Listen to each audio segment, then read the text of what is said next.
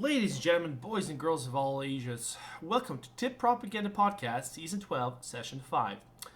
So, today we're going to do something a little bit different. Today it's just going to be me. I'm not going to have a co-host. It's by the end of the week, and I was thinking all week long what to talk about in this podcast, and I've been putting it off, and off. I had this feeling of not wanting to really do this podcast, but I realized that I really need to do this podcast in a way that we really need to talk about the state of the game as a whole instead of talking about individual countries. And but what I mean by that is that right now in our game, we come to a very unique situation where there are about three powerhouses, and one of them is a powerhouse because of a total collapse. Talking about Russia, total collapse of Asia, and some inefficiencies and lack of player skills there, or the complete disbalance of skills and such like that. But we're going to talk about the game in general. We're going to talk about different phases of the game, and we're going to come to 1678 where we are now. So let us start the game with, as always, with England or Ireland, and we're going to talk about how the country is doing. Right. So England in general is a very, very strong country, or Ireland. That went into India. He started expanding in the Malaya node.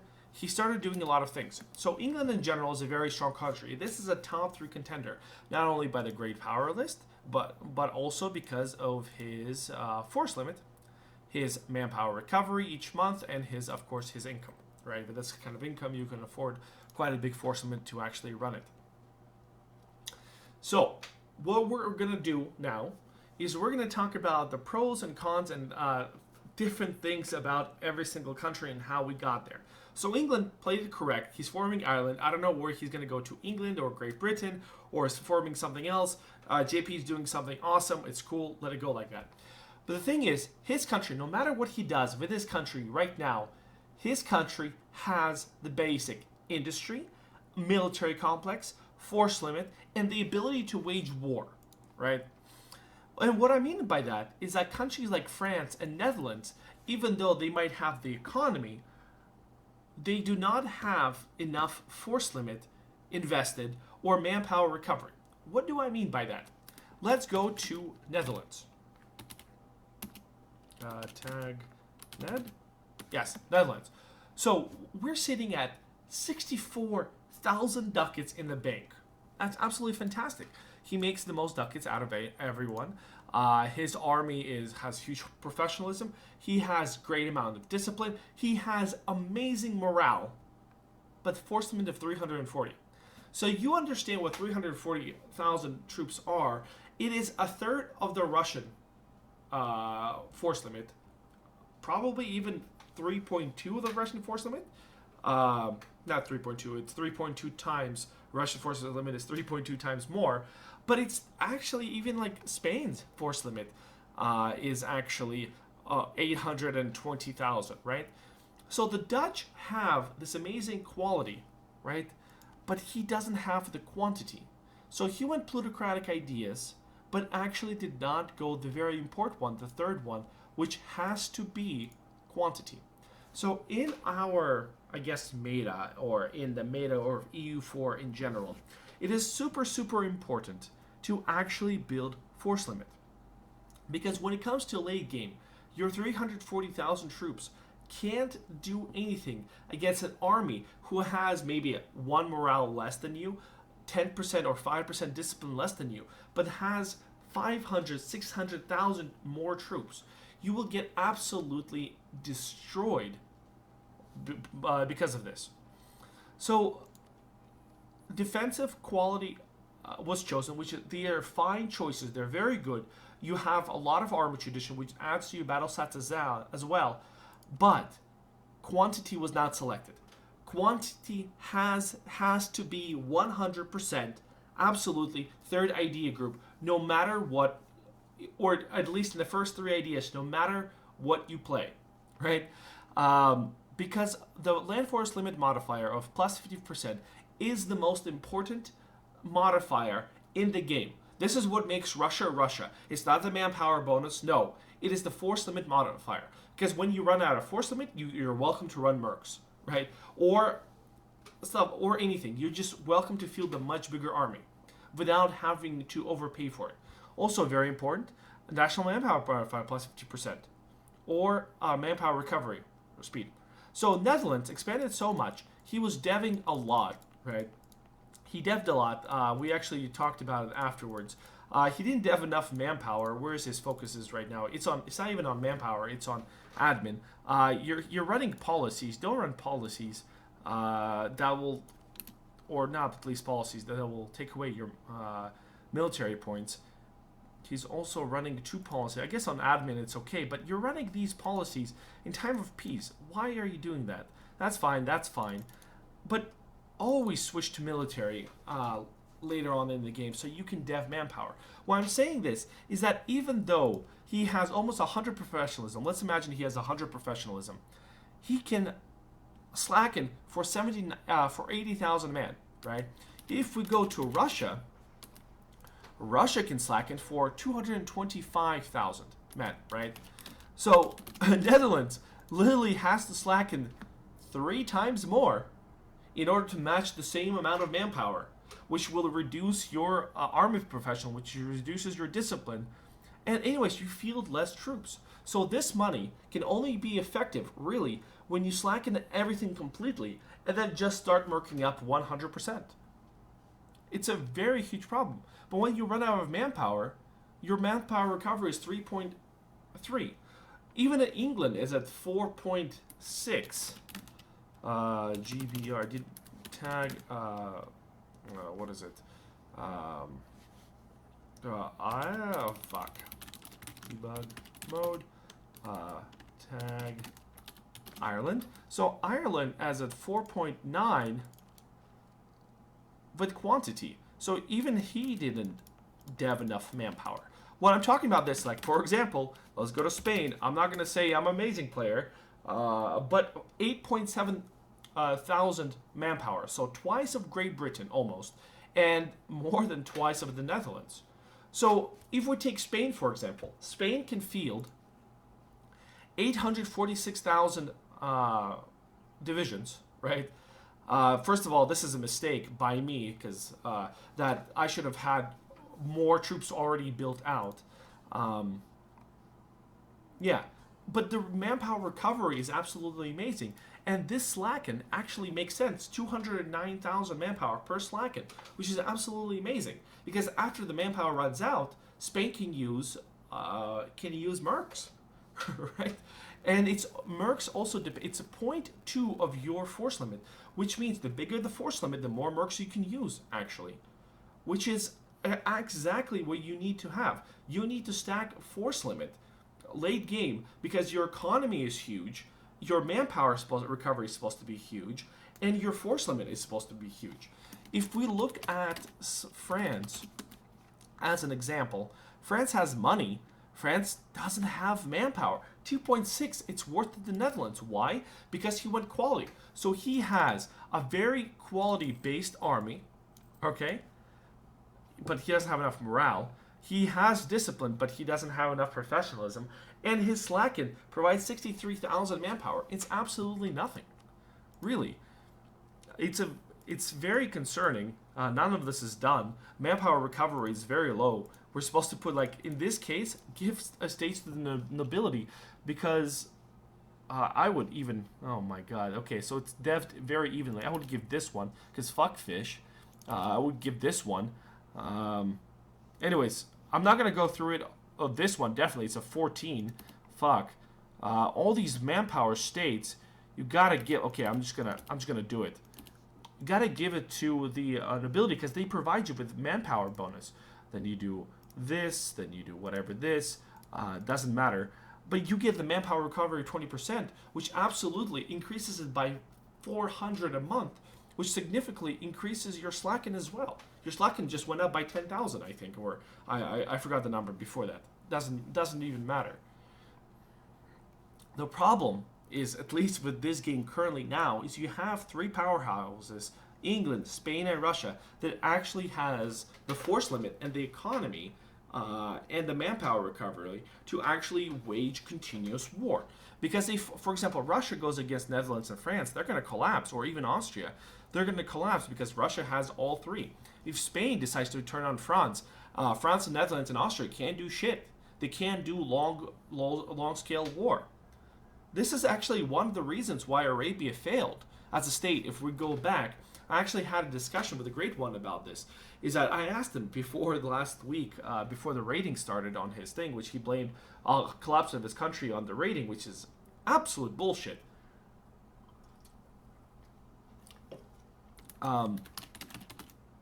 Arabia, what really happened with Arabia, it's a lack of buildings that he did in his country. A lot of this was built last session, but things like that weren't even done. If we look at manufacturers, the manufacturing is very scattered. This area isn't very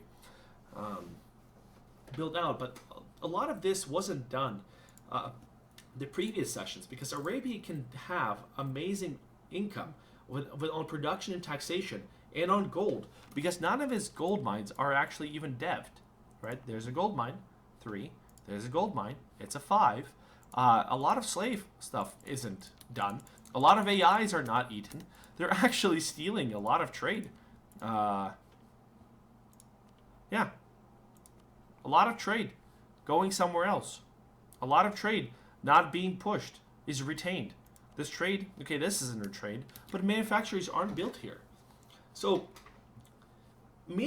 early to mid game, this is why it's so important. This is why France was so strong middle game versus Austria, is because when there was a sub, he built manufacturers, he built workshops, he built everything, and France was very built out. And in case of Arabia just didn't get built out at all mid game. And so when late game came, right, there was complete collapse of Arabia, not because of the trade, but because he didn't have the money stored and he didn't have the money invested. And the argument that he had for this is that, why do I want to invest the money if I only get it back in 40, 50 years?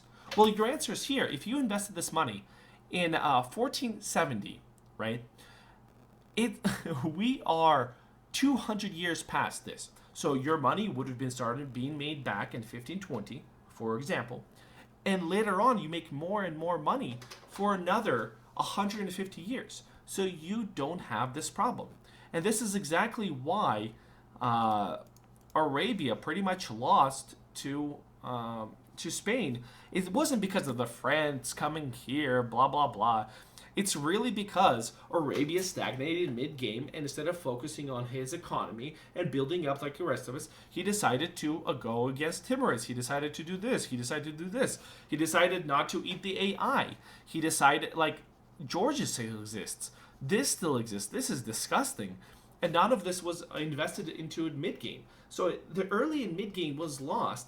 And that's why Arabia, the star in the skies of the Arab world, of the Muslim world, and really one of the probably top 3 superpowers, absolutely couldn't keep up with the West, is because he didn't develop his country. They could have been so much more developed in it, so much more built out, that it actually mattered. So I'm a little bit disappointed in this turnaround, but it serves as a very important, this, markets aren't built. Holy shit. Markets aren't built. There's nothing built, really. Universities are okay, they're kind of nerfed, but just the amount of manufacturing is not built out. The special houses, maybe this build? Nope. Colonists? Nope. Merchant? Okay, the merchant building is built, which is really good. Regardless of the point, if you want to have a successful country late game, you need to also go for economy early and mid game, that it'll actually fund your expansion late game. Arabia hit a stagnation point because yes, he's making money. Even if we give him another 100 ducats, to trade, which, he claims that he's losing. We earn, okay, that he's losing. Tag France. Okay, France. France has a bigger economy than him because of the production. That, even if tax and production is good enough. Trade, a lot of his trade, remember, France's trade gets sucked up by England and the monstrosity of the Netherlands, and still France makes a lot of stuff, a lot of money, right? Arabia, just didn't get just built out, and I'm not railing against the player. I'm railing against the idea of people not building enough early and mid game and then suffering late game. And also, Arabia fell under the stagnation of the same purpose of him going for quality ideas. Why? You don't have the force limit.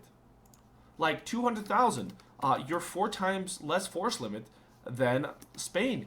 5 times the less, or 6 times less force limit than Russia. So it doesn't matter. So you don't have the money, you don't have the manpower regeneration, and you don't have the economy. So Arabia is a really failed state late game. I mean, it really happened just over the one session where you take the wrong idea group, 1, and 2, you don't build early to late game, because he had such an amazing start, right? He defeated the Ottomans. That was really, really good, really strong. But not building anything, and we talked about it with Spooter last podcast. Nothing was built there, and instead it was really focused on war against the Timurids. I really don't know where the money went, but it wasn't invested into the country. Especially like with gold mines, this kind of tells me everything, is that this could have brought you another 12, 13 ducats every single month for the last 150 years. So I'm gonna do the math, right? So here we're gonna take 12 income, we're gonna multiply it by 12 months. That's 144 times 150 years. That's 21,600 ducats made from these 2 gold mines, which, weren't used. So he missed out on 21,000 ducats because he, didn't really do anything with his gold mines, and they weren't taken early on. As Mamluks, you gotta push for the gold. Remember, guys. With Kilwa, I actually will mention Kilwa because I didn't mention this before. It was my fault.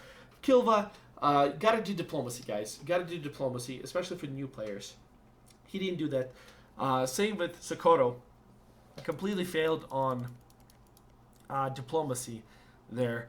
Didn't talk to anyone. Also, when you start off, always take military ideas, probably admin ideas, and then again other military ideas. It sucks, but this is what the meta is of multiplayer. You have to do it, because if you don't take mil ideas first, you basically end up as dead as Sokoto and stuff like that. Anyways, enough railing against Arabia. It's not the player, it's just the people don't clean up AIs, which is very important, because killing AI is much easier and better than killing player. You spend less money, you actually make money, you get free states, you get their development, they stop pulling trade from you, and so on and so forth. So it's very important to kill them. Like, for example, if you're not really killing them, ask them to steer trade for you. But I mean, steer trade, transfer trade power, steer trade, transfer trade power, and they give you merchants. Which people really don't underuse. Steer trade, you can do that, and then you can keep doing it for a lot of people, and they give you merchants, which gives you more trade efficiency, which gives bonuses to the region, so you can keep pulling more trade. Like, a lot of AIs are still alive here, and this is a very big clusterfuck, really. Like, look at Europe. Everything is dead. Here, everything's live. In Spain, everything's dead. Everything's dead. Everything's dead. Here, besides this, I don't know what's going on here. People, again, chose to do PvP instead of actually cleaning up AIs, which brings the weakness. So with this, I'm going to slowly transfer it to the Indian subcontinent. what happened in India this season? This is probably one of the weakest Indias we had. We had Nepal form, and then Nepal collapsed after the one war. Guys, if you lose one war, don't just quit. Stay in the game, play, and actually learn from the experience. You can say, oh, it's not important. Oh, I don't want to stay and waste my time. But the thing is, every time somebody breathes on you, you're just going to quit next time. You learn absolutely nothing from your wars, right? So stay and play, stay and lose, stay to win next time, right? So what happened in India? Well, a lot of infighting, a lot of not trusting your allies, and which eventually led to the collapse of Timur's, collapse of Nepal, collapse of Vijayanagar, death of Mewar, and there was just no strong victor. I mean, Angkor came out victorious. Good job, really. It's very, very nice. It's a poor country, it's a broke country, but it's a force limit, and it did something. But now, transitioning into a late game, Angkor is it's pretty much just like Arabia in terms of regional power because of the collapse of early to mid game. There's nothing built there. And of course, this is a very special game because Russia is so big and strong and just ate China. And then if you want to kill Scandinavia, could have killed Scandinavia. If you want to kill Ruthenia, is going to kill Ruthenia. And Japan, what can Japan do against such a big Russia? It's very, very hard. So the main thing, what I want everyone to get this is a couple important lessons. Number one, build mid to late game, build up your economy. Clean up AIs instead of fighting stupid PvP wars. Build up for late game, right? Because that's what the entire thing, both militarily, economically, and manpower, develop manpower. And third, always take quantity ideas as your top 3 ideas. Because without it, really, you're very poor in terms of troop quantity. Because quantity is a quality. Because even if Arabia, with his professionalism, feels the discipline of 125 with 6 morale, whatever. If we look at Spain, and it's again hard comparison, but we're looking at 846,000 of force limit, 8.7 thousand manpower recovery, and also pretty good discipline, right? In turn, if we look at Russia, but Russia is a monster in itself. Even Russia, right, to quantity, and he has quantity in his idea group, right there. He doesn't even need to do it, but because Spotter knows quantity is a quality, he still took it. So how do you, as Arabia or Netherlands or France, with your meager force limit, which doesn't add, if we add all these countries together, and Arabia and Timurids, I doubt you will add up to Spotter's force limit, right? And this is how important it is to actually build force limit buildings and actually take quantity. Super important, especially for late game. Tag Netherlands. So going back to the Netherlands, did he actually build? Yeah, everything is built out completely. Is it actually all built out? Well, no. We could build. So these provinces here could have more of it, but why? Barracks, workshop, road network, courthouse, cathedral. So this basically needs to be devved up. Curse development to 30. I'm not saying to do it, it's expensive, but all of a sudden you can build force limit buildings here. So all these yellow ones should be in theory devved up a little bit more, or some buildings deleted like workshops in these areas, or universities or stock exchange or something deleted, or a cathedral, courthouse, and actually build oh, okay, I see, shipyard, and actually build force limit buildings to increase it, right? So this is a tips and tricks for the very built out countries, that you can delete some of your old buildings and build new ones. But yeah, so as you see, this is a little bit different podcast because I'm not going to go into the details of everything. Also, second announcement that we're gonna do. We will have rule changes for this season and the next season, and we're looking into it. Number one rule change that we're gonna have is colonial nations, doesn't matter where, can only send 25% of their force limit, naval or military or a land force, to anywhere outside of the colonial regions. Number one.